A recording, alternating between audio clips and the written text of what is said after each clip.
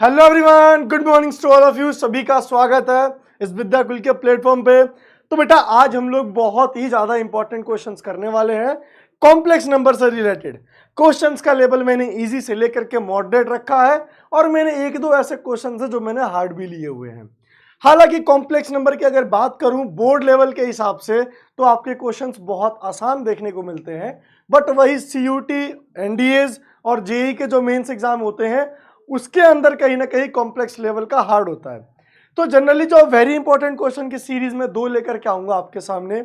आज मैं सभी के सभी आसान से मॉडरेट क्वेश्चन पे बात करूंगा और अगर मैं नेक्स्ट टाइम क्वेश्चंस लेकर के आता हूं तो वहां पे बेटा हम लोग एक दो क्वेश्चन जेई के भी देखेंगे और एनडीए और सीयूटी के भी क्वेश्चन देखेंगे कि कॉम्प्लेक्स नंबर के और क्या क्या सोचने के तरीके बन सकते हैं। तो बेटा आते हैं बहुत ही पहले क्वेश्चन के अपने अंदर कि द वैल्यू ऑफ आयोटा। आई की बेटा वैल्यू क्या होती है? तो आई की वैल्यू हम सभी लोग जानते हैं कि आई की जो वैल्यू होती है वो -1 होती है। आई की जो बेटा वैल्यू होती है वो रूट में -1 होती है और यही हम लोग कहते हैं कि जो आई स्क्वायर होता है वो -1 के बराबर होता है। तो मैं इसी चीज को ऐसे भी तो लिख सकता हूं कि -1 की पावर 1/2 और मेरा ऑप्शन नंबर सी बेटा यही है कि -1 की पावर 1/2 जो कि हमारा वैल्यू ऑफ आई है। अगला एक देखो क्वेश्चन दिया हुआ है, थोड़ा सा बहुत प्यारा क्वेश्चन है ये। इस क्वेश्चन में बोला है कि जो आई है क्या रूट है क्या इस इक्वेशन का? तो तुम लोग खुद समझो, 1 + x² बराबर 0, मतलब कि हमें रूट बताना है कि रूट है कि नहीं। तो रूट का मतलब क्या होता है? याद है 10th में पढ़ा था, root of the equation, solution of the solution, zeros of the equation. इसका मतलब कि क्या अगर मैं यहाँ x की जगह आई रखूं तो क्या मेरे को जो वैल्यू है वो 0 मिलेगी क्या? ये जनरली बात है। तो अभी हमने देखा था कि आई स्क्वायर -1 होता है, तो बेटा ये देखो 0 मिल गया। तो मैं ये कह सकता हूं कि जो आई है वो रूट होगा इसका, मतलब कि जो स्टेटमेंट है वो ट्रू है। समझे बेटा? जो कि स्टेटमेंट है वो क्या है? ट्रू है। एक बात ध्यान रखना। आते हैं नेक्स्ट क्वेश्चन की तरफ और नेक्स्ट क्वेश्चन बोला है कि z बराबर दे रखा है 4 + i और ये z बराबर जो 4 + i दिया है इसके अंदर हमें बताना है कि what is the real part.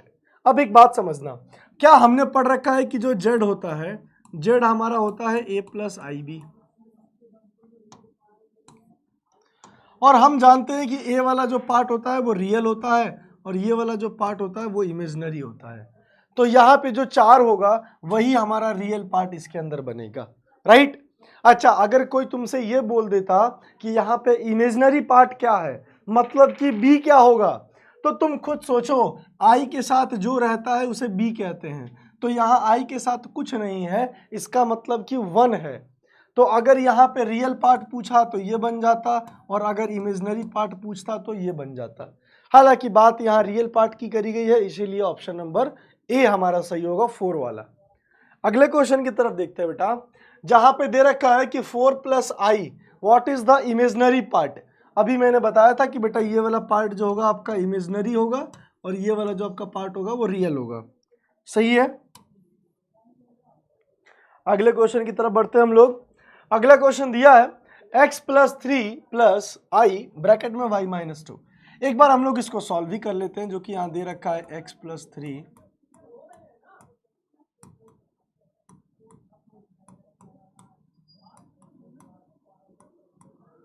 5 + 2i। What is the find the value of x और y। x और y की हमें बेटा जनरली यहाँ पे वैल्यू पता करनी है।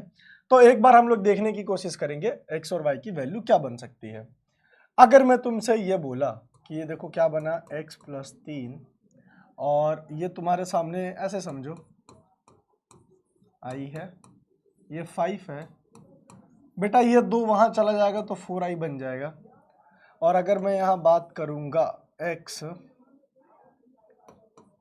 + 3 - 5 तो बेटा ये 3i बनेगा। x -2 बराबर 3i बन गया। और अगर इसी चीज की हम लोग बात करें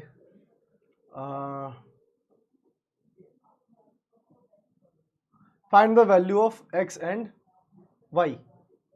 एक मिनट बेटा, ऐसे करने से हमारे सामने एक बहुत ही बेहतरीन सा सॉल्यूशन है। ऐसे सॉल्यूशन थोड़ा सा बड़ा पड़ सकता है।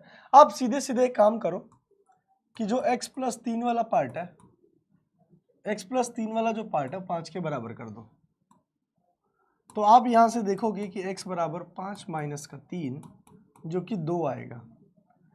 और वैसे ही आप ये वाले पार्ट को वहां रखो, यानी कि आई वाई माइनस 2i, है ना, आई वाई माइनस 2i। नहीं तो आप सीधे सीधे बेटा ऐसे कर लो इसको डायरेक्ट ही, आप ऐसे कर लो आई वाई माइनस 2 बराबर आई 2। तो आप i को उतना मतलब मत रखो यहाँ पे क्योंकि दोनों साइड है, तो ये 2 बन गया और y बराबर आंसर क्या आ गया, 4 आ गया। तो x बराबर 2 और y बराबर 4, ये मेरा यहाँ पे राइट आंसर बन जाएगा। ठीक है, ये यहाँ पे हमारा राइट आंसर बनेगा। अगले क्वेश्चन की तरफ देखते हैं कि Z1 दे रखा है, एक कॉम्प्लेक्स नंबर यहाँ दे रखा है, एक कॉम्प्लेक्स नंबर वहां दे रखा है। Then find the sum of two complex number, यानी कि दोनों को जोड़ करके बताना है। तो हम देख पा रहे होंगे कि 2 और 3 5 और 5 और 2 7, तो बेटा 7 प्लस 5 5, यही हमारा राइट आंसर बनेगा। ओके, 7 प्लस 5 5 ये हमारा राइट आंसर बनेगा। अब एक क्वेश्चन हमारे सामने बेटा ये दे रखा है, फटाफट एक बार ये क्वेश्चन की तरफ भी देख लो। 0 plus 0i is a for complex number, आखिर ये चीजें क्या बनेगा। तो देखो बेटा ये एक एडिटिव इनवर्स होता है, मैंने कई बार ऐसे बता रखा है कि मल्टीप्लिकेटिव इनवर्स क्या होता है, एडिटिव इनवर्स क्या होता है, तो आप इन चीजों को देख सकते हो। ठीक है, ये तो बहुत ही कॉन्सेप्चुअल बेस पे है। वैसे ही 1 प्लस 0i है, सेम टू सेम। अब जैसे कि मान लो कि ये माइनस का z दे रखा है, ये एडिटिव मल्टीप्लिकेटिव बेटा ये सारे के सारे फैक्चुअल्स होते हैं, ये मैं आपको एक बार एक लेक्चर्स के जरिए बता दूंगा। जैसे कि 1/z दे रखा है, तो 1/z क्या होता है, अब मैंने बता रखा है कई बार कि ये मल्टीप्लिकेटिव इनवर्स बन जाएगा। ठीक है, अब जैसे कि देखो ये z दे रखा है 2 प्लस 3i, z2 दे रखा है 5 प्लस 2i, है ना। तो z1 क्या दे रखा है बेटा 2 प्लस 3i, और z2 क्या दे रखा है 5 प्लस 2i। अब हमें करना क्या है, दोनों को सब्ट्रैक्ट करना है। तो अगर मैं 2 में से 5 को घटाऊंगा तो क्या मिलेगा, माइनस का 3। और बेटा यही हमारे पास एक ऑप्शन है जो कि माइनस का 3 हमें दिख रहा है, राइट, माइनस का 3 हमें दिख रहा है। हालांकि बेटा ये आई है, याद रखना ये 1i है। ठीक है, ये 1i है, ये 11 नहीं है। तो यहां से हमको ये क्वेश्चन ऐसे दिख गया। अगले क्वेश्चन की तरफ बढ़ते हैं। एक दे रखा है 1 प्लस 2i, ये दे रखा है 2 प्लस 3i, दोनों में हमें देखो मल्टीप्लाई करना है। तो एक बार समझते हैं बेटा कि मल्टीप्लाई करना कितना आसान है।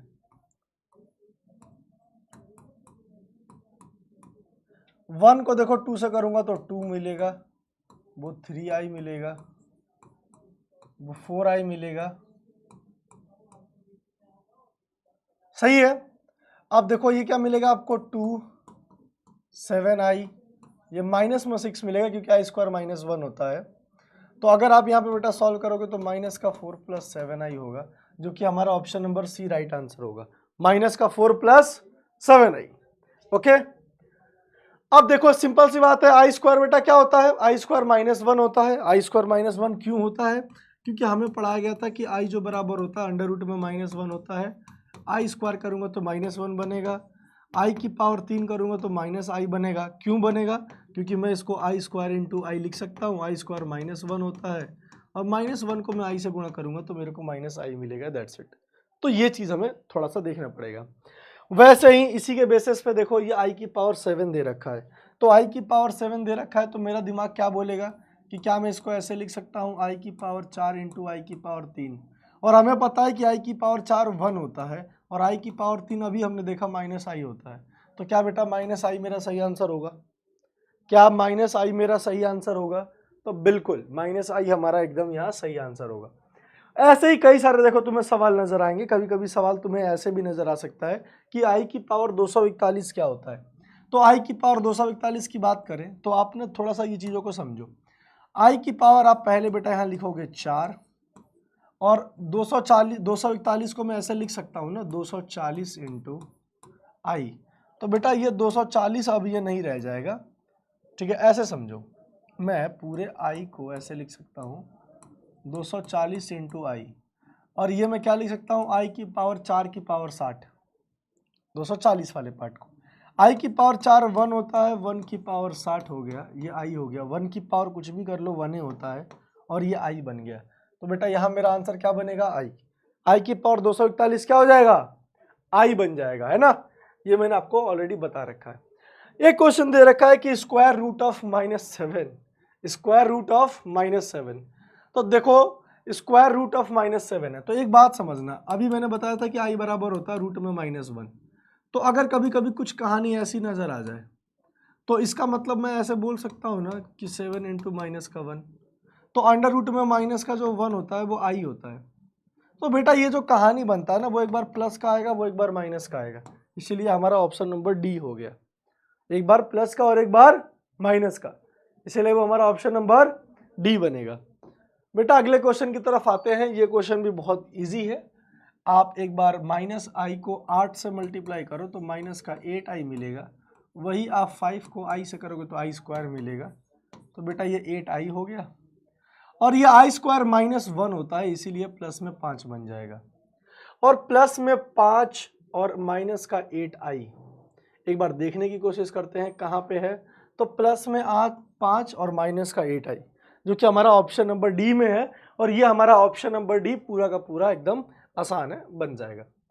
बेटा ये क्वेश्चन हूबहू a माइनस बी के होल क्यूब से है। मैंने कई बार बताया है कि a प्लस बी का होल क्यूब क्या होता है, a माइनस बी का होल क्यूब क्या होता है। आप उसकी आइडेंटिटी से ओपन करके इसको कर सकते हो, ठीक है, बहुत इजी है। इसका आंसर सभी लोग बेटा कमेंट सेक्शन के अंदर बताएंगे। सभी लोग इसका जो आंसर है कमेंट सेक्शन के अंदर बताएंगे फटाफट, ठीक है। अगले क्वेश्चन की तरफ बढ़ते हैं कि z इंटू जो z² है ट्रू होगा कि फॉल्स होगा। बेटा बिल्कुल ट्रू होगा। मैंने कंसेक्यूटिव और मॉड्यूलस वाले टॉपिक में मैंने ये हूबहू यही चीज पढ़ाया है। आप एक बार जा करके देखिए, आपको वहां से सब चीजें अच्छे से समझ में आ जाएगी। Find the multiplicative inverse of 3 + 5i। मैंने उस लेक्चर में बेटा बताया है कि कभी भी मल्टीप्लिकेटिव इनवर्स निकालते हैं तो लेट सपोज अगर हमें कोई भी z दे रखा है, मान लो कि यहाँ पे दे रखा है 3 + 5i, तो बेटा सबसे पहले मुझे उसका क्या निकालना पड़ेगा, z⁻। यानी कि z⁻ कैसे निकलता है, 3 - 5i, बस ये प्लस की जगह माइनस हो जाता है।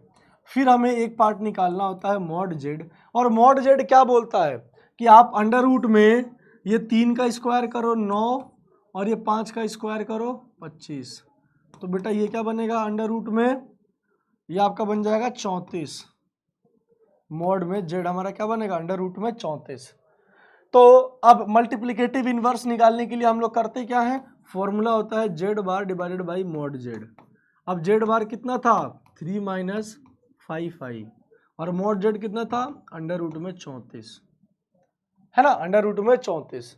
तो मैं इसको बेटा इस तरीके से लिख सकता हूँ, 3 डिवाइडेड बाई अंडर रूट में 34 minus 5 divided by under root में 34i। इस तरीके से मैं इन चीज़ों को बेटा बहुत आसानी से लिख सकता हूँ। उसके बाद आप रेशनलाइज कर सकते हो ऊपर नीचे, फिर अपना आंसर तुम देख सकते हो, ठीक है। तो ये भी बेटा होमवर्क में रहेगा, कमेंट सेक्शन के अंदर आप लोग करोगे। i की पावर -35 एक बार देख लेते हैं।